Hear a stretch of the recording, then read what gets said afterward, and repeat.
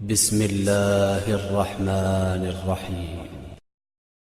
خانہ کعبہ تیز طوفانی بارش کی زد میں آ کر گر گیا۔ اعلان نبوت سے پہلے، سرکار کی ولادت سے پہلے کی بات، خانہ کعبہ گر گیا۔ قریش کے 24 قبیلے جمع ہوئے، ان میں ایک قبیلہ بنی ہاشم ہے۔ سب نے آ کے معائنہ کیا، دیکھا جی مالک ہیں، وارث ہیں، ذمہ دار ہیں۔ قریش وہیں رہتا تھا قبیلہ، تو مکے کے رہنے والے ہیں، ہم سب کی ذمہ داری بنتی ہے، ان سب کی ذمہ داری بنتی تھی۔ سب نے کہا جی اس کو دوبارہ سے تعمیر کیا جائے، اس کو ایسے بنائیں گے، اب اتنی موٹی دیوار ہوگی، اب اتنی اونچا ہوگا، فلاں اینٹیں لگیں گی، فلاں پتھر لگے گا، فلاں مسالہ بنے گا، اور فلاں کو کام دے دو۔ کسی نے کہا جی فلاں کو کام دے دو۔ کرسی پہ بیٹھے ہوئے حضرت ابو طالب کی آواز آئی، خبردار ہم میں سے کوئی ماہر نہیں ہے، رائے دے تو معمار رائے دے، جس کا کام تعمیرات ہے وہ رائے دے۔ پوچھا گیا ماہر ترین کون ہے؟ کہ جی فلاں قبیلے میں ایک ماہر ترین ہے، معمار، اسے بلایا جائے۔ وہ آیا، اس نے معائنہ کیا، اس نے کہا جی ان بنیادوں پہ کعبہ نہیں اٹھے گا، اس بنیادوں کو مکمل ختم کرنا پڑے گا، دوبارہ سے بنیادیں بنائی جائیں گی، اور یہ مال خرچ ہوگا اور اتنا دن لگیں گے۔ پھر تقسیم ہو گیا کہ جو خرچہ ہوگا کہ وہ تقسیم کر لیا جائے، کون سا قبیلہ کیا لائے گا، کون سا قبیلہ کیا دے گا۔ جیسے ہی وہ ساری چیزیں طے پا گئیں اور کام شروع ہونے کا دن آیا، اور مزدوروں نے اور اس معمار کی سربراہی میں کام شروع کرنا چاہا، تو ایک مرتبہ پہاڑوں سے ایک اژدہا اڑتا ہوا نکلتا ہوا آیا اور خانہ کعبہ کے قریب آ کے بیٹھ گیا، اور ہر آنے والے مزدور کو روکنے لگا۔ پھر پہنچے ابو طالب کے گھر۔ یہ تو پرانا دستور ہے نا، ان کو سب کو پتا ہے کہ مشکل کہاں سے حل ہوتی ہے۔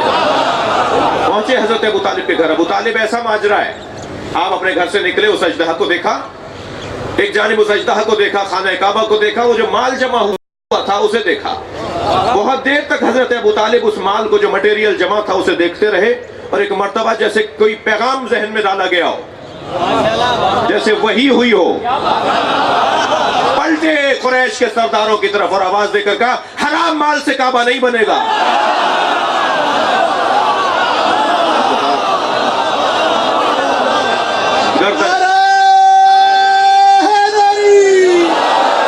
گردنیں لٹک گئی لوگوں کی۔ پرانے یہ آج ہی کے وڈیرے اور چودھریوں کا انداز نہیں ہے، پہلے بھی یہ انداز تھا، جو چیز اچھی لگی اٹھوا لو، جو زمین اچھی لگی قبضہ کروا لو، جو جانور اچھا لگا اٹھوا لو۔ یہ اس وقت میں بھی حرام خوریاں تھیں۔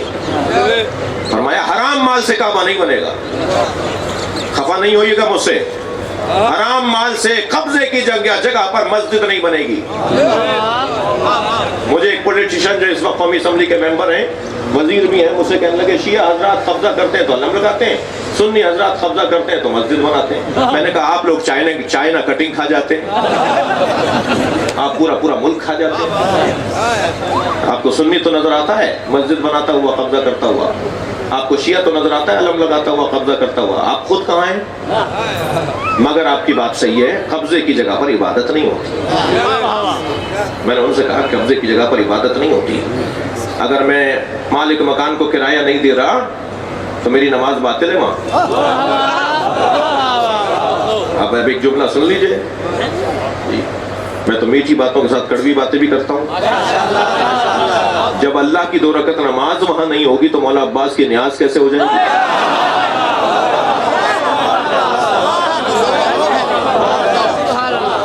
قبضے کے گھر پر مولا حسین کی مجلس کیسے ہو جائے گی؟ اگر قبضے کی جگہ پر اللہ کا گھر نہیں بن سکتا تو امام حسین کا امام بارگاہ کیسے بن سکتا ہے؟ حضرت ابو طالب نے فرمایا حرام مال سے کعبہ نہیں بنے گا۔ سب گردن لٹکا کے کھڑے ہو گئے۔ کچھ دن کے بعد وہ مال دوبارہ سے لانا شروع کیا، اور جب سارا حلال مال جمع کر لیا تو اژدہا تو جا نہیں رہا۔ آگے ابو طالب اژدہا نہیں جا رہا، یہاں مال جمع ہو چکا ہے۔ دونوں ہاتھوں کو اٹھا کے کہا تجھے تیرے مصطفیٰ کا واسطہ۔ ایک مرتبہ آسمان سے ایک پرندہ نازل ہوا اور اس اژدہے کو اٹھا کر لے گیا۔ ایکسپرٹ کی رائے۔ اگر آپ ہمارے لیٹسٹ ویڈیوز کے بارے میں جاننا چاہتے ہیں تو ہمارے چینل کو سبسکرائب کریں اور بیل آئیکن کو پریس کریں۔ شکریہ۔